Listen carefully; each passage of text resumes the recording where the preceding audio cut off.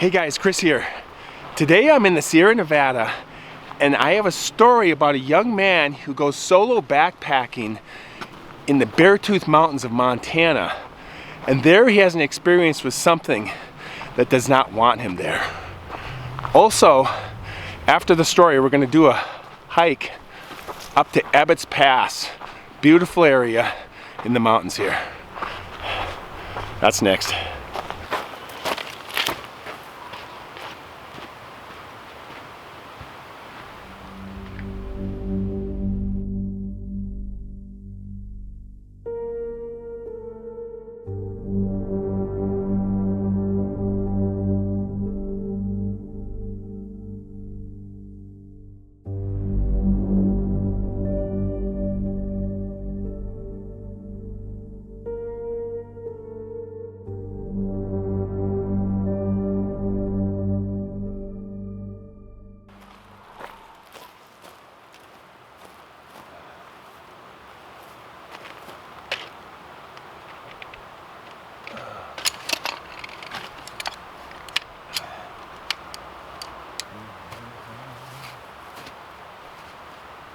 Okay, so today it is early in the morning. I came out here last night and we got some fires going on and it was really windy and it just wasn't the right conditions. I ended up going to Abbott's Pass last night. It was amazing. I got this little spot that I've been scoping out on Google Maps, Google Earth, and there's these two buttes up there near the pass that there's no trail to them, and I hike back in there. It was a really cool experience. Also, we're gonna go up there after this story and do a hike this morning, and I'll probably make some coffee up there. For right now, I have a sparkling Alani orange water instead of my beer today, so that is going to be something to crack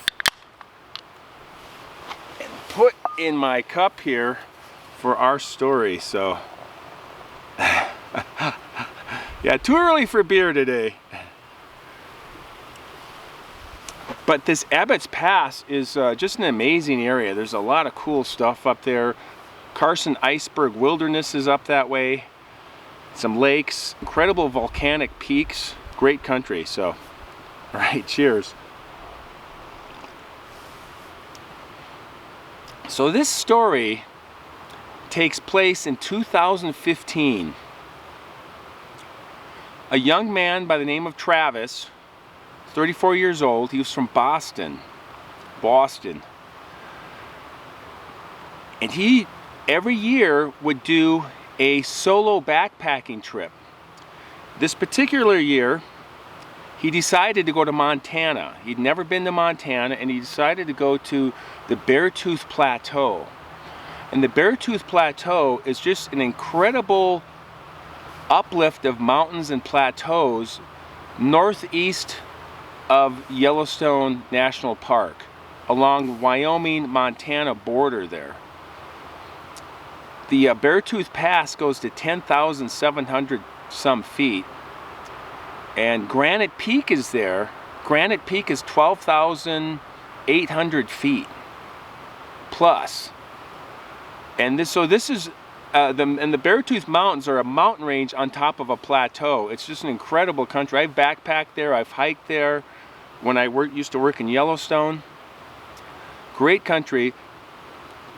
And so Travis was really excited about going here, and he spent several weeks preparing, figuring out the maps, and getting his food all organized and everything planned for this trip he was going to do to the Beartooth Plateau. And he was going to start out at the Rosebud Creek trailhead and follow that up on a 3, possibly a 4-day trip into the Absaroka Beartooth Wilderness, which is 944,000 acres that it covers, and it goes into 3 national forests. It's so big: Custer National Forest, Gallatin National Forest, and the Shoshone National Forest, which are northwest Wyoming, Montana.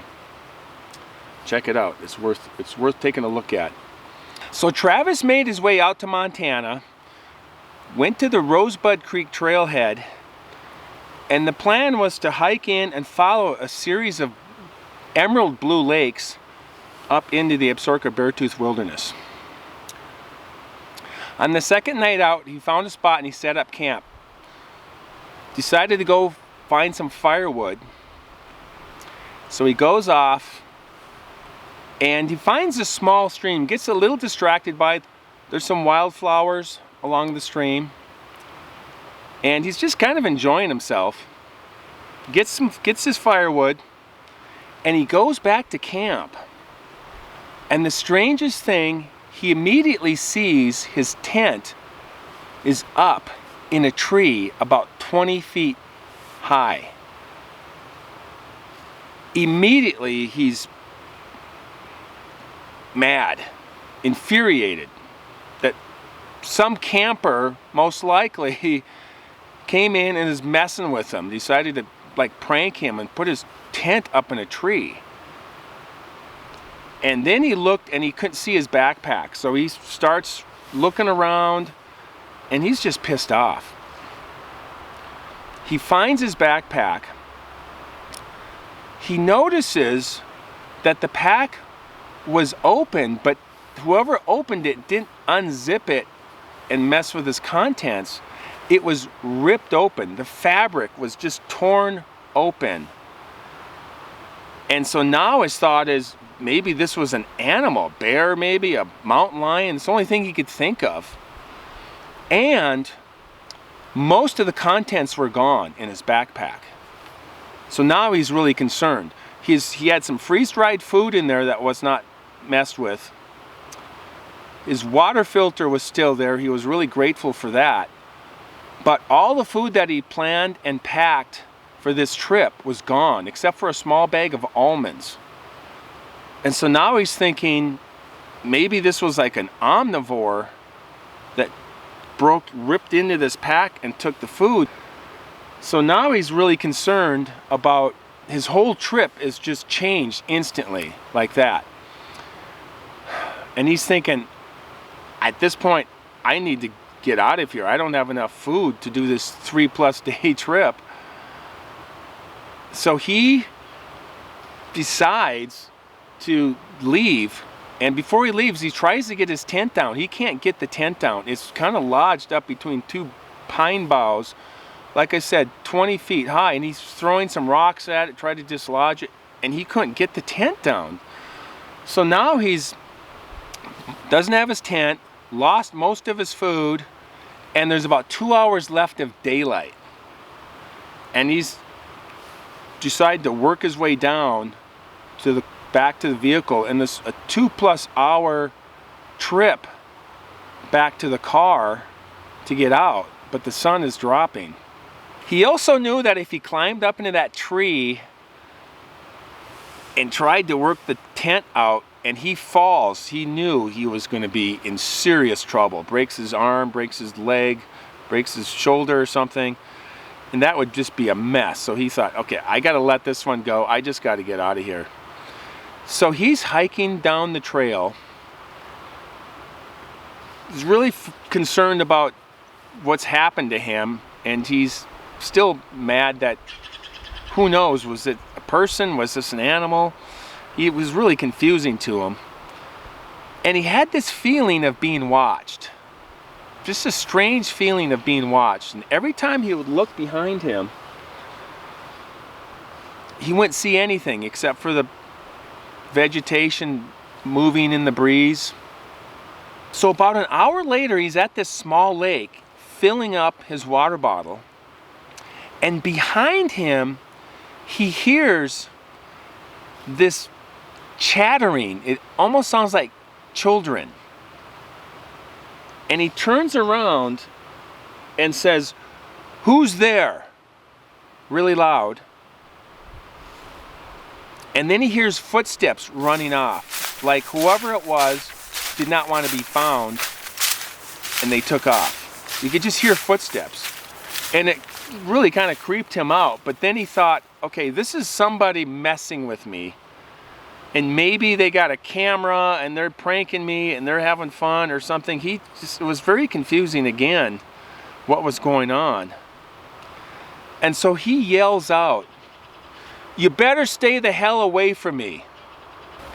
Within a few moments, he hears from this dense forest behind him a masculine, distorted voice, "From me." And he's like immediately startled. And this voice wasn't in the form of a question, it was more like a statement. It was almost like a parrot that mimics the owner. Really creepy. And at this point, he's feeling like this is almost like a warning. He didn't want to make any sudden movements, and he decided, I'm just going to keep walking and not look back. So Travis resumed his hike. He's just desperate to get out of there. The sun is going down. He's got at least an hour and a half or more before he gets out of there. From about 20 yards behind him, where he was just at 15 seconds earlier, he's hiking, right? He hears the same distorted masculine voice, "Me," from some trees. He turns and he looks and he sees nothing but the trees and boulders. There's nothing there. So his heart is just racing, because whatever this is pursuing him, following him, maybe stalking him. He keeps hiking, he's very focused, but he's very scared. So Travis continues walking, and he hears behind him this giggling, chattering, childlike sound again. And he turns to look, and what he previously thought was a wide tree is now gone. And his first thought was, am I hallucinating? Am I losing my mind? What is going on? Because it was the only way he could kind of explain to himself logically what was going on. Maybe he's just losing it. He keeps hiking, and he can hear again, 15 minutes later, this kind of giggling sound again, but this time it's on both sides of him, just slightly behind him, like whoever or whatever it was now flanking him. And he's feeling really distressed. He looks behind him, he doesn't see anything, doesn't hear anything, and he continues walking. And then he comes up to this kind of a drop-off ridge. Goes down to a ravine, comes up, and there's this ridge with pine trees along it. And he decides to just run over to this edge and look down, because he can hear something down there. And he thinks at this point, whatever it is, whoever it is, I'm at least gonna see what's going on, see who they are. So he runs over to the edge, and he looks down, and his heart just almost stops. And he's shortness of breath from what he sees. And he looks down and he sees this very large, muscular, dark shape, human-like shape, jumping on the rocks and working its way down this steep slope at an incredible rate, really fast. He notices that it's super quiet. It's almost like it had socks on and it was jumping, and it made no sound. It had no sound at all. Just super stealth and super fast. And he's just in disbelief by what he's looking at. He's watching it just go, and then it disappears into the trees at the bottom, and then it sounded like it was working its way up the other side. He could now hear it in the forest. So whatever this was on 2 feet. It did not look back at him, so he couldn't see the face. He could just see the shoulders and the small head on it and the back of it as it maneuvered down rock to rock through this boulder field till it disappeared, but he couldn't see any facial features. He did notice it was about the size of an adult, possibly larger, much larger maybe. He was from above looking down, so it was really hard to determine the height of it, but he knew it was wide, stocky, as well as fast. And his first thought after all of this is to just run. So afraid that whatever this wasn't showing actual aggression towards him, but he felt there was danger, like he could die if he stayed there. So he ran, got back to the trail, and just ran, not as fast as he could, but like this power jog. Just keep going, keep going, keep going. The sun was now down. There's still some after light in the sky, but the forest was dark. And he was really scared at this point. Up ahead, he notices some smoke coming out of the forest off to the right. It's somewhere in this dense forest, but he knew he needed to go check it out. So he went through this thick forest to see if he could find this person that had this campfire. He was hoping that was going to find a person back there with a campfire. He went through the forest, and he could see up ahead the glow of the campfire and the silhouettes of the trees and a person standing there on the other side of the fire. He was relieved. He came into camp, little scratched up from the brush. It was thicker than he thought. And he said, "Hi, my name's Travis, and I need some help. I've had a really bad experience." And he didn't really want to explain the whole story, at least not initially, because whoever this was, he didn't know what their response was going to be. So there was a man, the man that was there, was about his age, similar age to Travis, 34, and turns out he was from Quebec, Canada. Had fairly thick accent, but he had pretty good English, and so they started talking. And initially he was a little mad that this guy showed up at his camp, but he obviously saw that Travis was under duress, so to speak.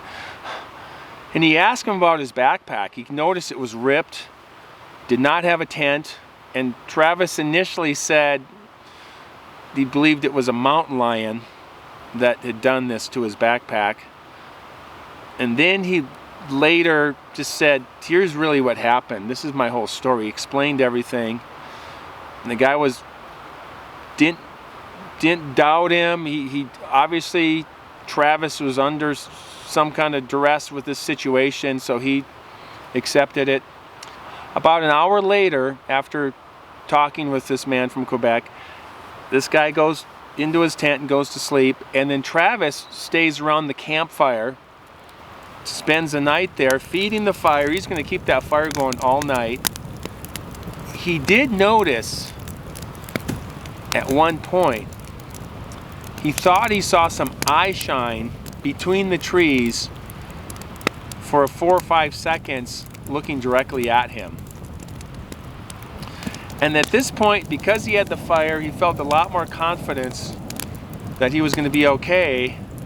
He noticed it kind of like turned its head, and then it was gone. And he just said, "I'm going to sit here all night. I don't care." Just a crazy day, a rough day, strange day for Travis. So it turns out this man from Quebec was doing the exact same hike that Travis was doing, except he was coming from the opposite direction. Travis was really grateful he found this guy at that time, that exact time. He doesn't know what he would have done. He still had at least a good hour to get out of there. He stayed in touch with this guy on Facebook. Turns out the guy had no strange experience as he headed in the direction Travis had come from. They stayed in touch on Facebook, and the guy would give him tips on hiking and backpacking and stuff. But Travis never felt comfortable out in the wilderness again by himself, sadly, because of this experience. In fact, he never went solo backpacking again after that experience.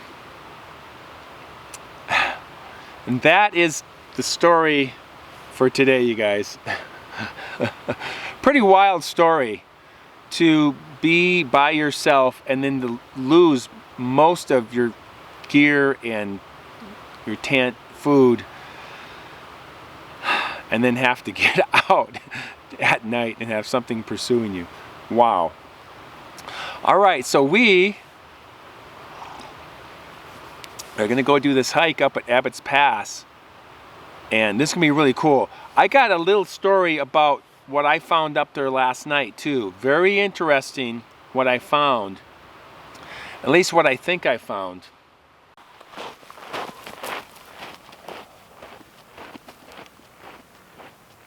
Okay, so I am up near Abbott's Pass, 8,700 plus feet, one of the higher passes in the Sierra Nevada here. I'm just below Kinney Reservoir. It's just up the road a little ways, and then beyond that is the pass.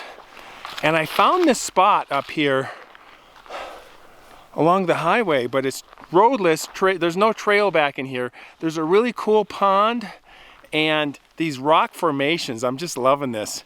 And so this is what we're gonna check out today.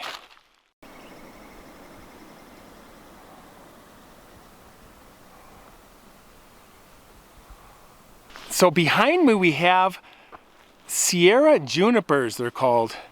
And they have these, at this elevation, they have these really wide trunks like this. Very dramatic looking trees. And they get really big. I'm really surprised. At first I thought they were some form of a cedar tree because of the trunk. Here, check this out. See, look at that trunk. It looks like a cedar tree or almost even like a redwood. And this kind of got this hairy texture to it. Really amazing. It's kind of spongy or something.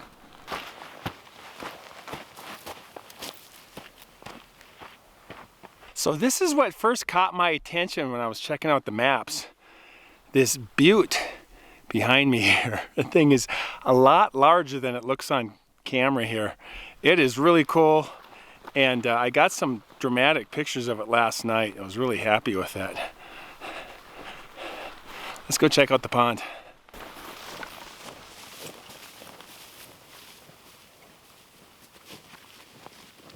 Okay, so this is the pond that I saw on the map, and it looked tiny when I saw it, but now it's a lot bigger than I thought it was gonna be. It's pretty cool.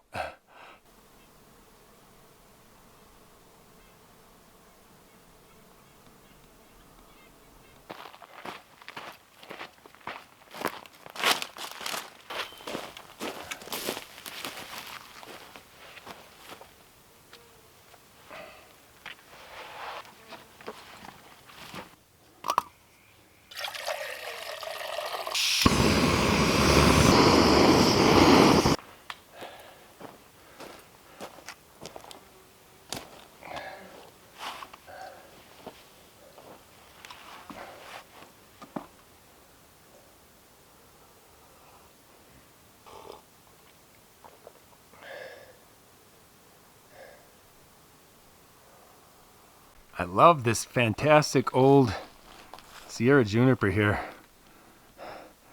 These things get really old. Not sure how old, but they get really old. I think they're very slow growing. Looks like a chair up there. Isn't that cool?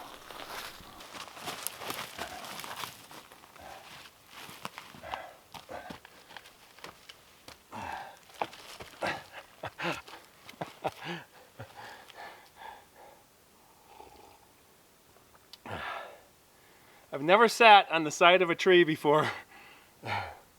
That's pretty cool.